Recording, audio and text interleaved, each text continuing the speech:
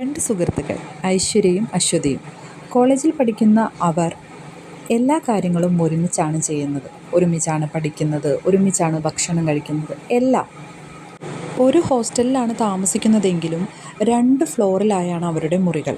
തൻ്റെ മുറിയിൽ നിന്ന് താഴേക്ക് പോകാൻ ഒരുങ്ങുന്ന ഐശ്വര്യ അശ്വതിയെ കോറിഡോറിൽ വെച്ച് കാണുന്നു. ഇവളെന്താണ് ഇവിടെ നിൽക്കുന്നതെന്ന് ആലോചിക്കുമ്പോഴേക്കും അവൾ തൻ്റെ അടുത്തേക്ക് വരുന്നു. പെട്ടെന്ന് ഐശ്വര്യയുടെ ഫോൺ റിങ് ചെയ്യുന്നു. അവൾ ഞെട്ടിപ്പോയി. ഫോണിലതാ അശ്വതി. എവിടെയാണ് ഐശ്വര്യ? ഞാൻ റൂമിലുണ്ട്, ഇങ്ങോട്ട് വാ.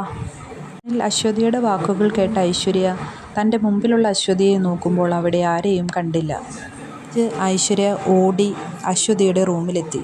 അവിടെ ചെന്ന് അശ്വതിയോട് നടന്ന കാര്യങ്ങളെല്ലാം പറഞ്ഞു. എന്നാൽ അശ്വതി കളിയാക്കുകയാണ് ചെയ്തത്.